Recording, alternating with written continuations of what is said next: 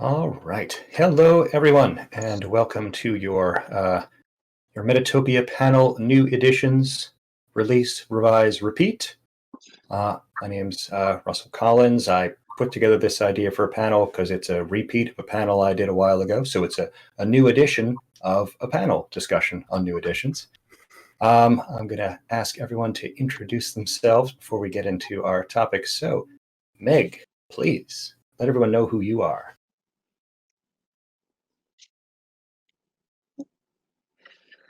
Hi, I'm Meguey Baker, and I co-wrote Apocalypse World with Vincent Baker and brought Cyron to its wider release. And second editions are something I'm very intrigued by. So, yeah, glad to be here. Thanks for putting this panel together. Oh, thank you. Okay. Brennan, why don't you introduce yourself? Greg, I see you. You want to go next? Oh, okay. Sorry, a bit of a delay. We're balancing with. Sorry, Greg, please. Do I go have ahead. to fight Brendan for this? Because I will. My name's Greg Stolze. My most recent new edition is the second edition of Rain is in process. I've also, within living memory, put out a third edition of Unknown Armies, for which I was the developer. And so, yeah, I've done my time in the edition trenches. So, Brendan. All right, I'm Brennan Taylor, and I have revised my game Bulldogs 3 times. In the process of revising it the third time, I should say. And I put out a revised edition of Mortal Coil, which is another game I published. So I have done some of that as well. Very good. Very good. Yeah. So I'm Russell Collins. I only really have the one game out there called Tears of a Machine, giant robots, crying teenagers, that kind of thing. And I am in the process of creating the second edition. I actually first put this panel together when I was saying, should I do a new edition? And now that I'm most of the way through that new edition, I figured we should have this conversation again so I can make sure I'm on the right track. So the first subject I kind of want to get out there is just sort of the question of why to make a new edition of the game. So I guess we'll just go around and we'll each sort of explain why we would go about doing that. Let's keep that same order. So Meg, you can kick things off for us. Okay. Cool. Thanks. I think making second editions is part of the iterative process of game design, period, that you make something to the best of your ability and then edit and revise and edit and revise. And at some point you decide this is as done as I can make it right now, and you publish it. And the process of then watching that game in play, playing at conventions, seeing how it works in the real world, eventually reveals places of, is this what I want? Does this really fulfill my vision? Or can I clarify things, revise things, smooth edges off that I maybe not, that I didn't maybe catch the first time around, no matter how many editing passes it went through or how many revisions it went through, there's always room. And I think for me, the big reason too is in that space of when you realize, wait a minute, the piece that I'm doing here is not functioning. This gear functioned well enough, but now I can make this gear work better and improve the improve that I want to encourage and the conversations I want to have around this game. And that for me is the answer to the question of when to do a second edition, when to revise, is if you can clearly see places to improve on the prior art. And if the real key for me is if I handed someone a copy of the game as it's out there available right now, and I handed them a copy of whatever current revisions I have, are those the same game? Are they identical? Are they having exactly the same experience, or are pieces that will result in a different experience? And if the answer is it's a little different, I'm going to do a second edition. Greg. Okay. I see there are two reasons that you would want to do a second edition, and there is the crass financial reason. If you printed up 1,000 copies of your first edition and they've all sold out and people still want to buy them, that is one reason you might want to do a second edition. And the other reason is what Meguey, am I pronouncing that right? Is Yes. The artistic or design reason is I want to make some significant change that I feel will be a real improvement. And really, you might not want to do a whole full-on second edition until it's both. If you put out an artistic improvement before you've sold through your first one, you're going to wind up with this raft of dead stock that can't sell because nobody wants to buy first edition when there's a shiny new second edition. If you have a game where you're like, oh, I like where this is at, I don't think I need to change and improve anything, you may be better off just doing a second printing and having not having to put in all the development costs. Something also I'd like to build on the previous statement about artistic change is that does not necessarily have to be in terms of the rules. The Reign second edition has pretty much the same rules and text as the first one. We just organized it much better and incorporated a bunch of supplemental material into an organized way so that you get sort of a lot of stuff that was scattered all over the place is now organized and accessible, and it's going to have better art because the art in the original supplements was extremely marginally done, and that's on me. So I feel that it is, as an artistic product at a much higher level, even though I haven't changed a lot of what many people would consider the core content. So it's the same but better, as opposed to Unknown Armies, where Unknown Armies seems to be so much, in some ways, a product of its time every time, that every edition has a very different feel. And it's not just mechanical, it's sort of the tone of the text, too. So with those new editions, we're really ones where we're like, okay, let's see how much we can burn down to the studs and rebuild, which is, it's an exciting way to do a new edition. It's labor intensive, but you definitely get something where it's, people are not going to look at the second edition and say, this is just the first edition with a new lick of paint. Brendan? So yeah, there's a number of reasons that I've revised personally, and I think they match pretty closely with what the other panelists are saying. With Mortal Coil, when I did a revision of that, there were people who were complaining that it was difficult to understand and to play, and so I expanded it with a whole bunch of supplementary material and rules explications that made it a little more accessible. And I think that, one of the things that I did with that was I went ahead and released the expanded sections for free to people who had already bought the game. So I didn't have that crass commercial attempt there, but I will say that all of my Bulldogs editions have been very crass and commercial. So Look at Brendan over here leaving money on the table. Exactly. But no, when I did Bulldogs, I started it out as a D20 game, and then that fad disappeared.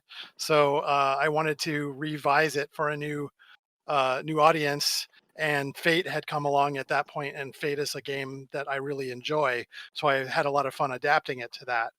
And then my fans kept asking me when a Fate Core version was going to come out, so there's no reason not to indulge them in that case. Excellent, excellent.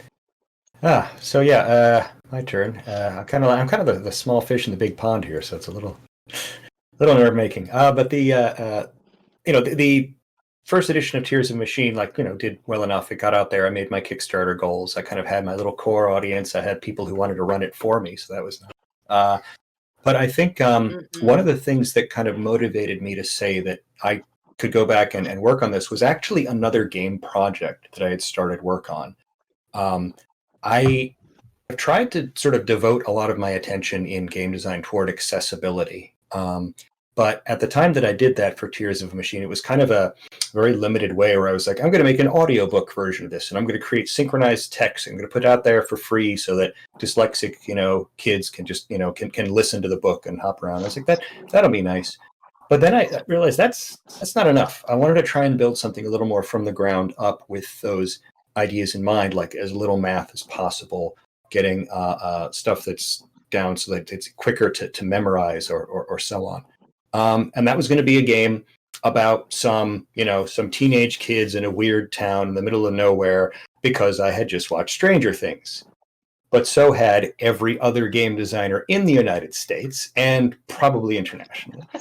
So I said, I'm not going to make this. I'm not going to do that. I'm going to find a different setting for this. And my brilliant wife said, hey, you could probably use this new revised rule set with your giant robot game. And I was like, you're right. You're right. This is exactly what has to happen. And that's why there needed to be a second edition. Yeah, exactly. That's why there needed to be a second edition, because I had these rules that I love. I have these concepts that I thought should come into it. And then I have this world already there. So let's put it together. And that's why that's where that second edition is coming from. So I guess the next subject I had put on our agenda was really to talk a bit about the how of what goes into making that. I think we've touched on that a little bit, but maybe to sort of break it out a little bit, like assessing what you should change, how do you create that new content, and then what do you do that's different in order to get that next edition out there? Is there a different approach to publishing and so on that you would take? Meg, do you want to kick us off with that subject? Yeah, I think the things that I look for most closely in that is, am I running it, am I game at conventions the way it's written in the book? And if I'm not, why not? Because there's a lot of times where, I'll be running a game that, 1001 Nights came out 14 years ago. And I have to go back and go like, okay, how did I do this rule? And some of it is just maybe I haven't played it in a while, but some of it is also if there's places where I have changed like my style of GMing, or if I have learned a little way to make things easier. That's a huge key for me of the how of if I have found ways to say what I'm trying to say better. Just paying attention to how I'm running games and listening to how other people are running my games and listening to AP and reading play reports and things like that, to look at how is this actually working. And then a lot of breaking it down. I really liked what Greg said about taking it down to the studs and building back up again, because sometimes that can really be effective, and it's similar to what Russell just touched on with, I have this new idea, and does it actually marry beautifully with an existing game and give a whole new idea, a whole new expression of that game? Because once you've made a thing, it can be easier to tear it apart and look at the pieces, because you know how they all fit together. So you know where you can take one out and like move it around and see if it has a different facet. So that's another piece of the how. And it's like Brennan said with, what if I did look at this through a different system? How would this work if I adapted it to a different format. And right now, of course, my whole thing in 2020, besides working on Under Hollow Hills, is looking at adapting games for play online. How could I possibly playing Nature's Year games online? What does that look like? And I love what you said, Russell, about accessibility, because that's another piece where it's extremely valid to look at things of how can I make this more accessible? How can I make this more approachable? How can I make this a better fulfillment of my vision? And without it being necessarily an entirely new game, without it being, a massive rewrite of the rules, but just like, here's a little more. And I want to do that with Cyron right now. Like, this is a big part of 2020. Is I'd like to do another edition, a third edition of Cyron, which would be my second edition, but credit to the Ashcan that came out prior. And I really want to do some stuff that deals with memory loss in there, but I don't want it to be its own game. It is it's a second companion slant. Cyron, I'm writing. It's kind of heavier subject matter than superheroes with accidental amnesia, to deal with actual memory loss and what that is in terms of Alzheimer's, et cetera, et cetera. So that's part of the how. Like, thank God I have a game that I can look at the pieces of and take bits out and say, okay, how does this work? How do I rotate, fold, mutilate, or spindle, and put that back in? Yeah, that's my answer. Go, Greg.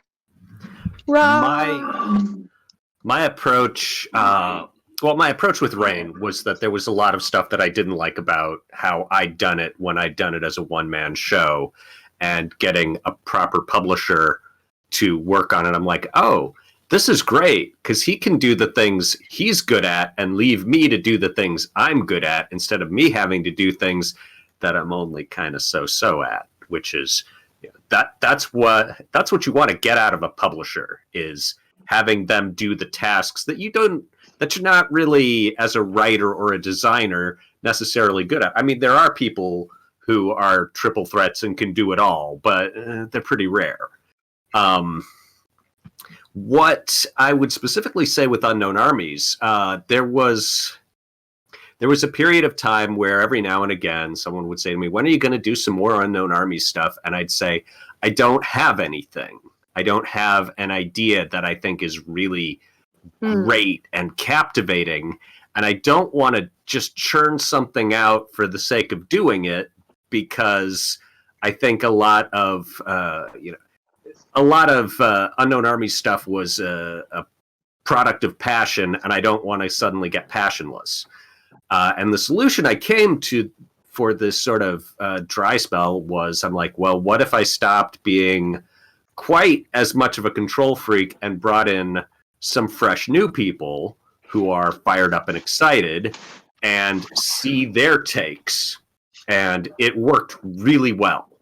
I assembled Cam Banks and I assembled a team for Unknown Armies 3rd, where it was, people who are like, I really, really want to work on this. I'm very fired up about it. And I'm like, okay, hit me with your crazy ideas. And sometimes it's heartbreaking, because you will get people. It was very strange for me to get people who are like, I really, really want to work on this. I want to work on this so bad. Please, please, please. And then turned in nothing, just literally nothing. So that's sort of the downside, is that, if you bring in a bunch of new people, you will get a lot of inspiration, but you will also have the problem of trying to herd the cats. And so, you give a little, you get a little. And on balance, I feel like the final product speaks for itself, and that we got a ton of great content, but it was not always a perfectly frictionless process. So yeah, that would be my advice on how to do a second edition or a third edition, is get help. Yeah. And that's what I did on my Bulldogs editions is I collaborated, and that was something that was really useful and fruitful for getting new perspective on the same work, right? Having outside people come in and help you really makes it keeps it from retreading the same ground. You know what I mean? It helps you take a step forward in the design and the general. Yeah, go ahead. Well, and the thought that immediately occurs to me hearing that is, but you wouldn't be able to do that if the ground hadn't already kind of been trodden upon and packed down. Oh, absolutely. Right. It's people who, yeah. Once you established what the Bulldogs vibe was, other people can come along and spark off of that. But if you just started a first edition Right. with a bunch of crazy freelancers, you no idea what you'd get. Right. Probably still something cool, but but it would be something completely different than what I probably came very up with. cool. It Yeah. just yeah. So, yeah, working with people can be really fruitful, but again, yeah, it's the difference between being a solo act and a band. When you're in a band, everybody's influencing everybody else, and when you're a solo act, you have a lot more creative control over what's coming out. But I feel like having people that you then join and invite in to join in to work on the stuff that you came up with originally really grows it in a way that you wouldn't have been able to by yourself. So for sure. That's interesting. I think that if anything, that's a place where I kind of feel I am lacking with the new edition. Partially just because I'm looking at the things that I left out of the first one, just in the production of it. I mean, there are things that I know I want to change. Most of the content is fine, but there are things I want to change about stuff like language. Nobody really said anything about sensitivity readers to me back in 2013, and I know now I need to want to have that in there. I would like to have more editing happen. I need more people to do that. The bones of it are still kind of my little magical invention. So I think most of that's going to come down to me trying to get other people to edit what I'm thinking. But I feel like collaboration is a little more difficult when it's something that is so new to me as it is to other people. Yeah. But Yeah. Go ahead. Sorry. Can I spin off that? Yeah. I feel like what you've just laid out is a really a good illustration of when to do a new edition, and that is another great and valid a reason to do a new edition. Where you're like, okay, the bones are good, it's my work, and I'm pleased with it, but I've realized a place where I would like to do it a little better, and that's fabulous. Why not? And it's not saying that it needs to have a lot of collaborative work or a lot of like new anything, but anytime where you're like, this could be better, and here is how, and here is why. Great, go for it, do it. Greg, Yeah, and springboarding off of that, I mean, part of the reason that new editions are good ideas can be that gaming has changed, and part of it can be that you have changed. And it's gonna be both. I mean, I write better now than I fancy that I have skills now that I lacked in 1996. I mean, and there was when I was revising Unknown Armies for third edition. When we were revising from first to second, there was what I think of as the Chad Underkoffler point, where we'd kind of gotten our draft together and we're showing it to people, and he's like, "Oh, what would be really cool would be if you arranged it this way because it would be more clear." And John and I just sort of went, "Yes." that would be much more clear. Obviously, that's the way we should have built it from the start. And similarly, coming into third edition, I'm like, okay, let's look at this medium crunchy rules set that I've done and see what are the parts that people talk about and what are the parts that people don't talk about? What are the parts when people get fired up and they're like, oh, and then this happened to my character. What are those parts? And I'm like, can we make it so it's only those parts? And so, yeah, current day Greg looked back on earlier Greg and is like, well, that's good. But you know what? If you actually pull these parts out, it's going to run faster and cleaner. How about that? Mm-hmm. So it's always kind of a equal parts painful and delightful process of seeing your own design get a little better. Yeah. And thinking, why didn't I do that in the first place? Well, I think you nailed it, though. I think part of it is that you didn't have the skills.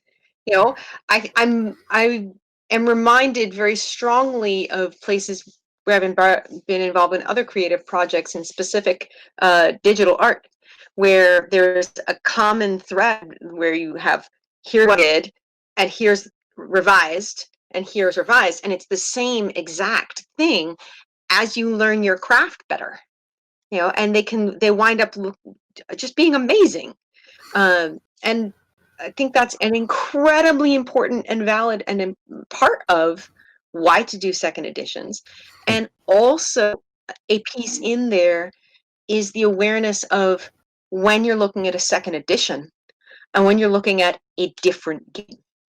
Because you also don't want to wind up in the trap of just like revising it away from like, oh, well, I'll just keep revising the same game into this slightly different, because it is also really important to give each game its own expression, as an awareness which comes with learning craft, which comes with skill of doing game design, whichever piece that is, and saying this is a different project. Sometimes you wind up thinking you're doing a revision and surprised you're doing a different game. Burned Over kind of happened that way a little bit, of like, what if we did this apocalypse world, but we need a different edition, a different version. Oh, hey, it's a whole different game. Surprise! So, piece. Yeah. I think one of the things, just sort of like what's saying how my approach has changed. I mean, I mentioned the idea of wanting it to be more accessible, but I think also what I've seen in the way that people are consuming games, I kind of want to be in on the ground floor of things like the video tutorial, the online version of of the rule book, the wiki or whatever, because I feel like that's become more and more a part of when you release your game, that supplemental material isn't quite as optional as it once was, especially if you want the biggest audience. And I think that's another reason why I've said to myself, I wanted to put that stuff out there, wanted to get that stuff in the world, but it didn't feel like it belonged to that first edition, which was already out there for so long. And when, as I said, I'm making the new edition, that's, there's the checklist there. And on the checklist is electronic version of this, print version of this, website version of this, series of video demonstrations, hopefully hosted by someone not me, with a good background and a good radio voice and well edited. Please, Kickstarter, give me money, and and that'll be a way to kind of make it so it's a more complete product overall as it becomes a new edition.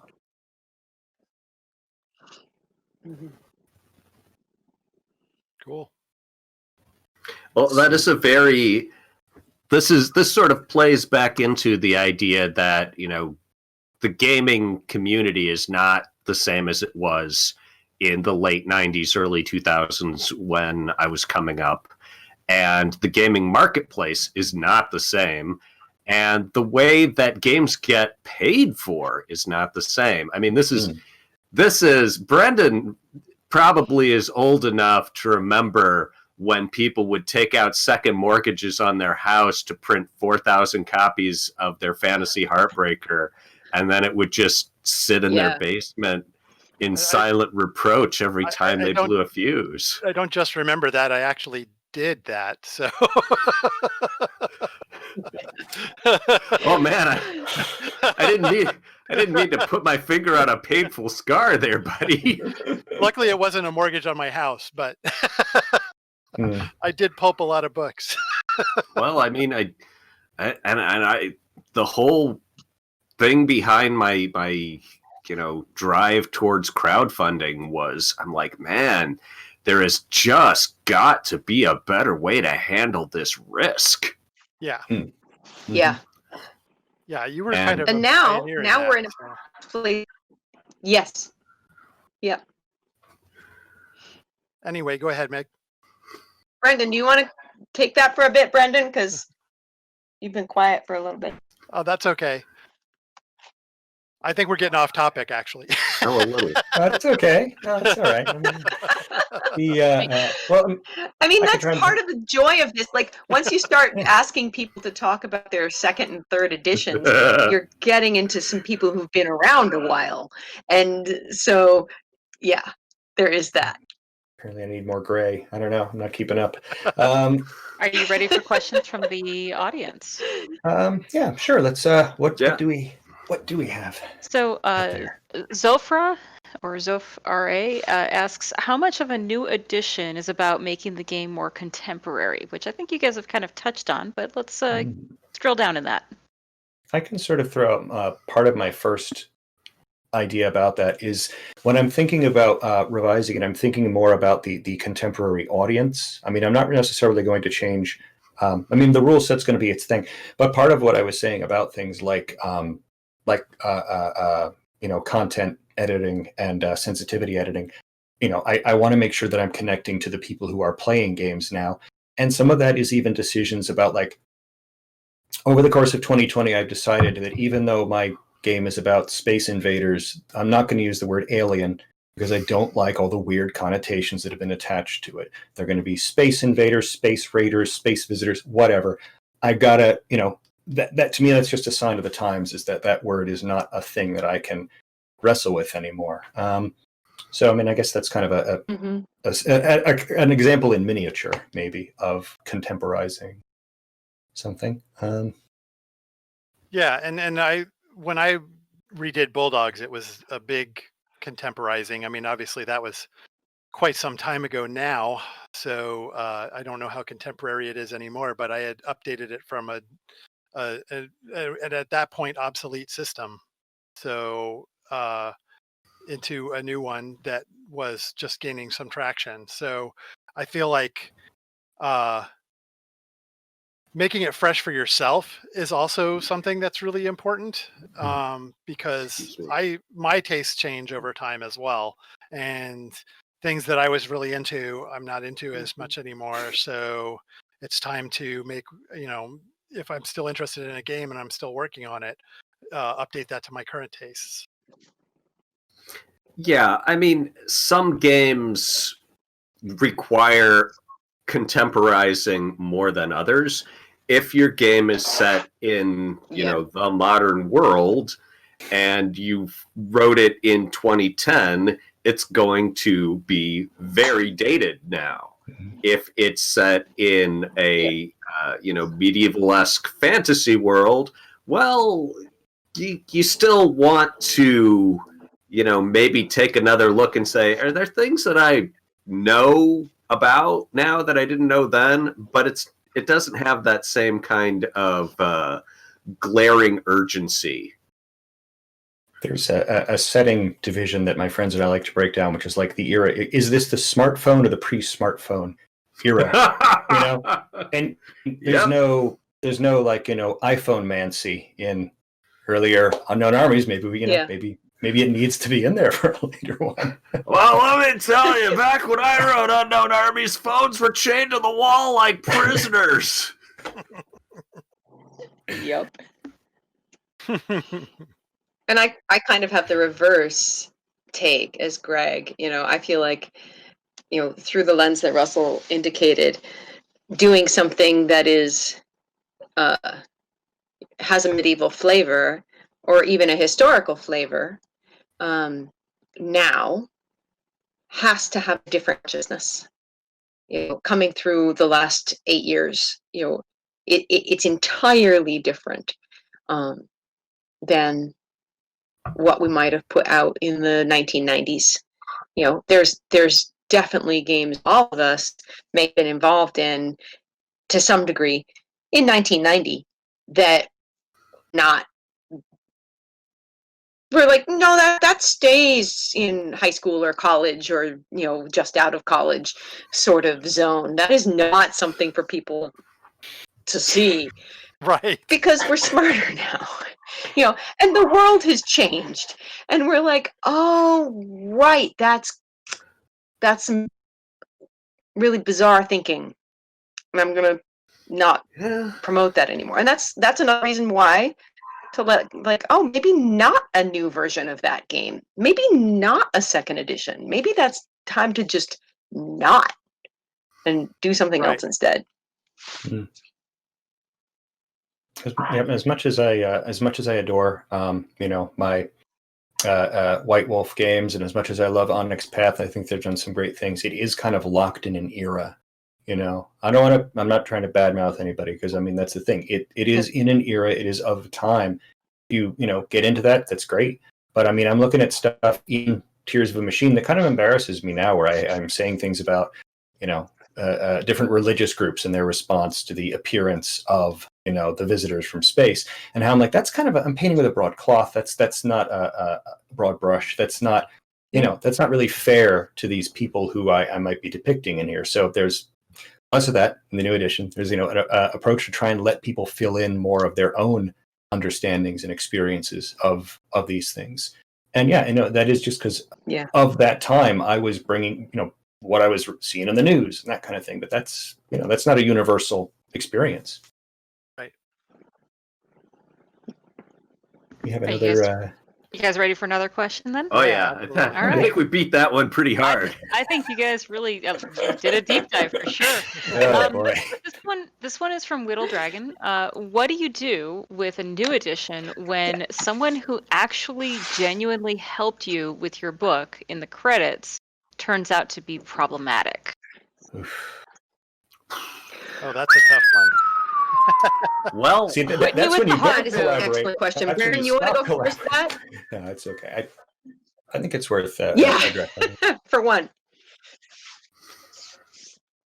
Can I wonder, in the question, the implication in the question is that this is someone who someone who worked with you in the first edition, and then you're doing a second edition. The question is how to credit them? Stephanie, could you clarify that? Question is, what do you do about they helped with the first edition, they're in the credits, and somewhere along the way they've come out as problematic. What do you do with your second edition where they did help make this game in the first edition? Yeah, it's tough. We are all entering an era where secrets are being sort of revealed, and we're having to deal with the fact that someone who was great to me and was nothing but positive and helpful to me may have shown an entirely different side of themselves to another group of people. And it's very hard. I mean, the only way I'm personally able to process this is saying, well, there aren't good people and bad people. There are people doing good things and people who do bad things. And most of us do some of each. Everyone has done something embarrassing or shameful. And there are some people who have done truly terrible, horrible, awful things.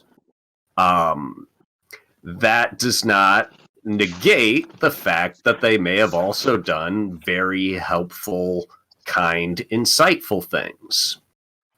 So when you find out that somebody who you worked with is a real dirtbag, you are totally entitled to say, look, I can't work with you anymore because I need to be able to look at myself in the mirror in the morning. Yeah. At the same time, yeah, you kind of got to leave their name in there because people deserve to have their work acknowledged regardless of what other stuff they're doing that is also finally getting acknowledged. I don't know. Maybe this is a chump answer and I'm copping out. But it's very difficult to deal with. We want it to be a simple, clean binary, and instead it is this muddled range of impressionistic stuff. I mean, it's a pain. And you try, of course, to only work with, you try to work with good people, but there are a lot of people I write with that I have never spoken to face to face. I know them only as email and, email addresses and social media posts, and that can hide a lot. That's interesting because you can kind of look at an edition as a place where you could potentially sort of make almost a clean break in the past. Honestly, I'm not saying you necessarily need to go out and make a new edition of a book because, oh crap, I need to sort of distance myself, but in a way there is sort of a way there, especially as we said, but the way that the world is changing, people are changing, the audience is changing, and the books are changing. But that might be part of what has to happen when you're assessing a new edition, is also looking at who's there with me, who's come along, who's in the same place as me as I approach this new edition of a thing, and that's probably more the person I want to collaborate than somebody who I can sort of look back and say, well, okay, they did good work back then, but I've grown, have they? So again, this is purely conjecture on my part because once again, I'm still a one-man shop. So, Meg, please. I think for me, it's particular because Cyrun was originally an Ashcan written and designed by Chris Moore, and I was lucky enough to get a copy of the Ashcan. Totally loved it. Talked to Chris extensively about it and encouraged him to pursue finishing it. And then he had to pass all little kids, and it was not right in his life. So I asked if I could finish the game. And there was a lot of taking it down to studs and redoing it through my vision. There's the core bits that were definitely credited to him. The first edition came out with his name, with mine. But we haven't. I literally have not talked with Chris in years because our lives do things, and he's not really involved in game design anymore. And if I were to make a second edition, when I come out with a second edition of Cyrun, I will for sure have his name credited in the book because that is, like Greg said, you give credit where it's due, and there's no bad blood anywhere between Chris and I. We, I don't, and I never heard a bad thing about him. It's just the piece of give credit for work done. And then if you're making a second edition with those people, as Russell and Greg have said, make sure you're collaborating with people you want to be collaborating with, and you don't have to collaborate with them if you don't want to. And give credit where it's due. It can be in little print in the back and say, art on page 12 by thus and such person, Right. But do give credit. It's very important. Yeah, and I haven't run into this like 100%, but there's definitely some, there's people that have done things that have gotten them pretty well shunned from the community, and I feel like if they had worked on my book, I would still be putting the name in there somewhere. Because again, I would still give credit. I mean, that may hurt you, but I feel like it's important. Well, just include a Sharpie marker with the book and just tell them, like, That's look, right. You can cross mark it out this line on this page. And sorry, that's a very trite thing. So, No, I think do we have another question? We do. Also from Whittle Dragon, how do you get folks to buy the new edition, especially if it costs more money? Because, for example, the production quality is better, such as hardcover edition, etc. One of you needs to ace this answer for me, okay? selling Please. point. Selling point. Yeah. Like if your production value has gone up and you've changed things substantive about the game, of like made it smoother, made it more accessible, put in some extra content, and then your production value is higher, boom, selling point, fine. And frankly, the places where like the price points for making higher quality items have come down. A lot of the manufacturing tools of making value books, even if it's a saddle stapled zine book, which yes, love that. The tools are there. So that's my answer for that. Like, well, obviously, I'm not in the place of saying, "Hey, it's a new edition, pay me more money." But if it's a higher production value, it's higher production value. and I will say, that people who are fans of your work are going to follow you. They're gonna pick up your new edition as well, because they want to see what Yeah. you've done. They want to see the new thing. If they were fans of the old book, getting them to buy a new edition that's the easy sell. It's getting the new people who haven't bought your stuff at all to buy it that is going to be the harder part. Yeah. Yeah. My experience may not be 100% typical, and it may also, vary with your goals as a creator and a publisher. But I always wanted, especially with my crowdfunding ventures, I'm like, what I would love is to get 1,000 minnows putting in a little bit of money each, and then I get this thing, and it's always whales. It is always carried on the backs of the people who are like, yeah, I'll pay $60 for a short story. Why would I not? And I'm like, because it's a short story. But there are the shocking development I did not expect coming out of crowdfunding. The shocking advantage is that it allows people to give you more money than you thought they would. It's weird, but that's Weird, kind of how it's how it's played out. And here's where we find out that Greg hates money and likes to leave money on the table. There you go. Well, I mean, it does. I feel like there is a risk of, like, oh, well, most of my money is made from putting out expensive prestige products, so I'll do more of those for a smaller and smaller audience who will pay more money for fewer things, and that you're sort of approaching it. I'm like, at some point, that bubble's got to burst. You got to hit some kind of event horizon where you just have one fan paying you $1,000 for this, bespoke book that's only in one copy. And this is the splat book problem of the 90s, right? Where it's like, no one's buying all those supplements, but they're making so many of them.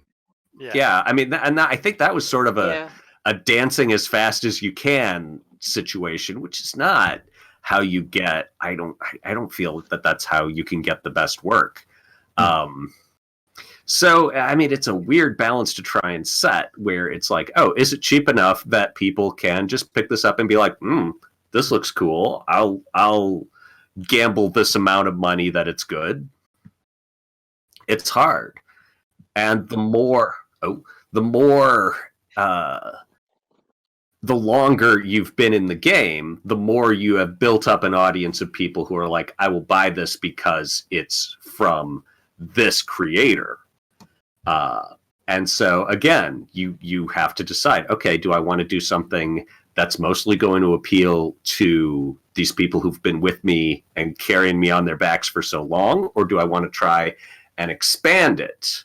And it's, ideally, hey, let's do both. But in reality, you can't always do both.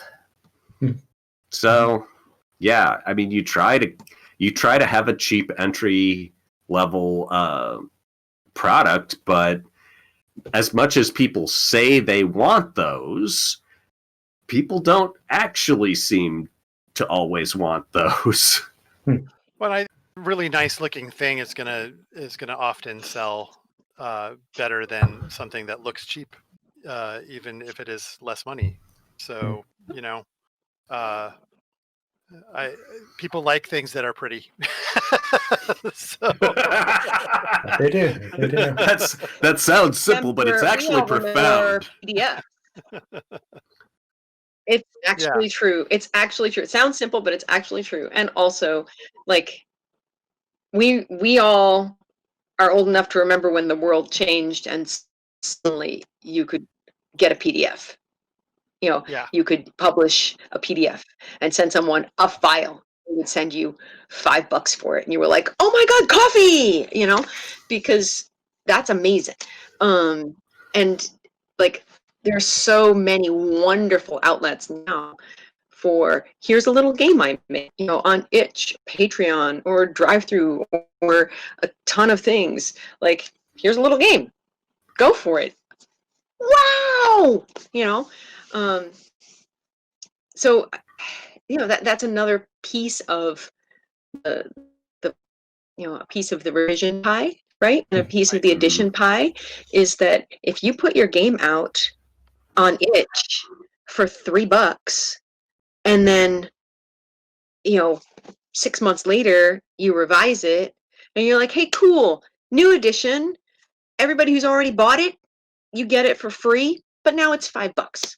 Awesome. A portion of people who bought it before are going to drop $5 more for it because they're like, awesome, cool, new content. Let me pay for that downloadable content, please. Yeah. So there's a whole different piece there. It doesn't always have to be revising the books that we've all written books that are a couple hundred pages of here is a giant book. And I think we've all written also little smaller games. Yeah. Time for one more question? Yeah, I think we have time for one. Great. Zofra has another question. What is the biggest change you've put into a new edition? Oh, well, yeah. I mean, my rule set is entirely different. I mean, it's just like all of that's gone. The setting is left. The setting is being revised, but the entire rule system is gone. I had a real love for D6s for a while, so I was working on all these ideas, and then I started playing more Fate. And even better, I started reading articles and such by Jacob Wood. He's a sort of a activist for more accessible games, and his writing about how important the Fate die is to him and a lot of other gamers with like low visual acuity. And that said to me, I've got to find a system that uses Fate dice. And then, do I want to use Fate? No, it doesn't quite do exactly what I wanted. So yeah, I mean, a whole new rules set I've fortunately been able to attach to this world. But all of those rules, all of that, like, figuring and calculating, all that stuff is gone in favor of this idea of like, let's build something from dice that have been declared accessible and build on up from that. Yeah, I started with D20, which had classes and levels and hit points and all of that, and I moved to Fate. So, which was pretty much an entirely different approach to how you run a session. So I think, it's totally cool to take it and completely redo it. Driving the same car with a different engine in it. Yeah. Yeah, clearly I am the stodgy, conservative, incremental guy here. I'm like, well, no, I don't. I'm definitely in the if it's not broke, don't fix it camp. I've made UA3 does not look very much like UA1 in the particulars, but in the broad outlines, it's more like, oh, it's still a percentile game. It's still got this thing where you track your mental trauma. It's still got this thing where you define your own abilities and what they can do.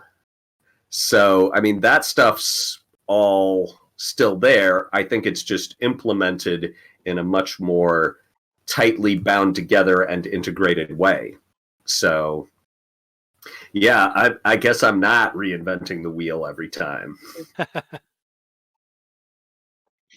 For me, the biggest change in terms of revisions that are out yet, because the next edition of Cyron is not out yet, is the difference between first edition of 1001 Nights and the second edition of 1001 Nights. Because the first edition of 1001 Nights had the complete game.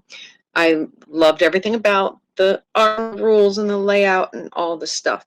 And when it went into the Italian translation, and then I got the first copy back with Claudia King's art, and my jaw tore, and I emailed her immediately to say, how can I license this art back for a new edition in English, because this is astonishingly beautiful.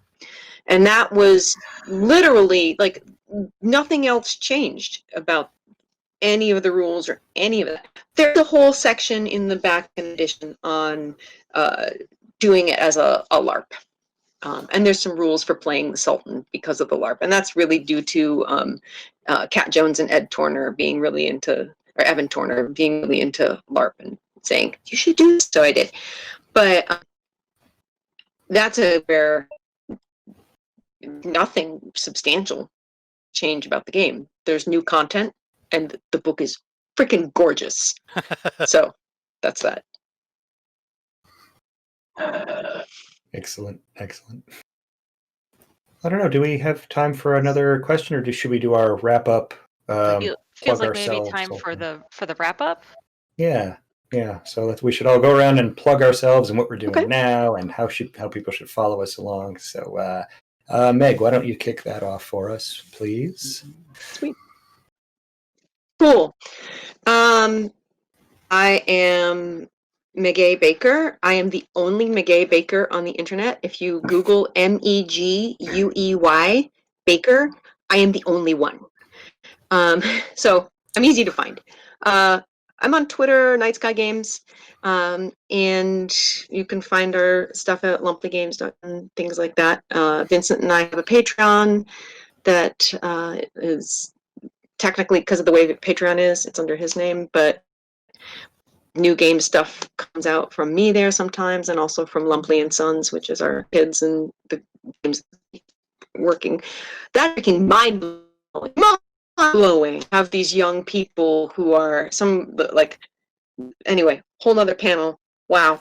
And what I'm working on, what we're working on now is Under Hollow Hills, which is, trucking along.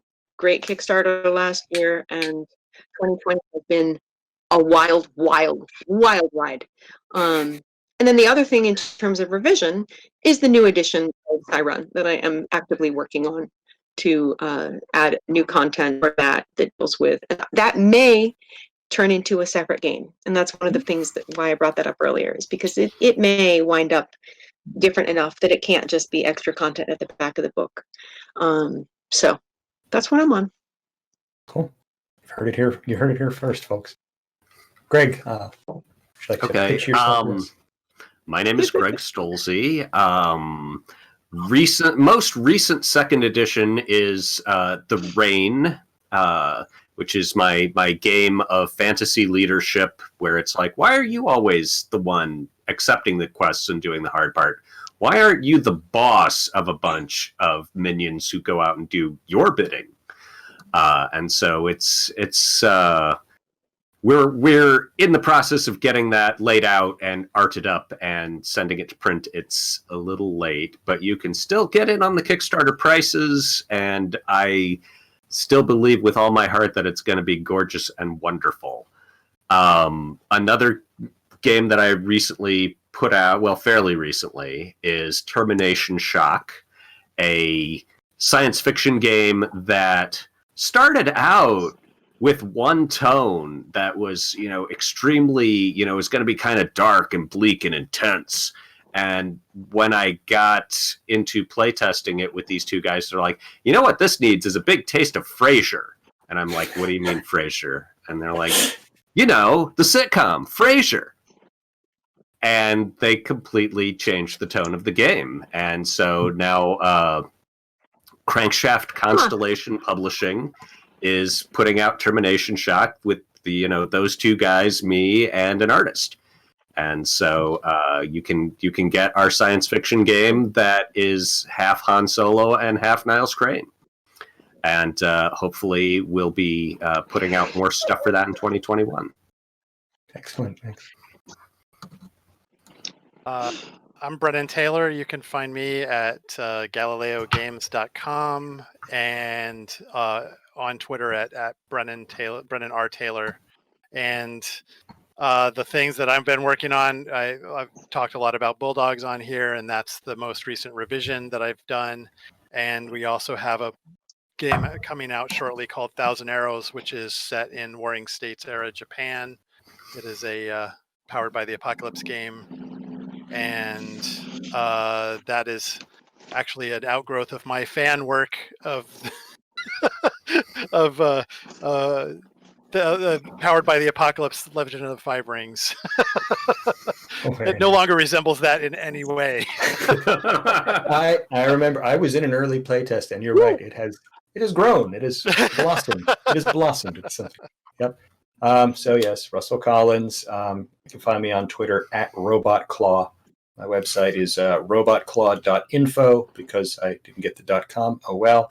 I'm currently working on the second edition of Tears of a Machine, giant robots and the emotionally unstable teenagers made to drive them in the valiant fight of Earth against invaders from another world.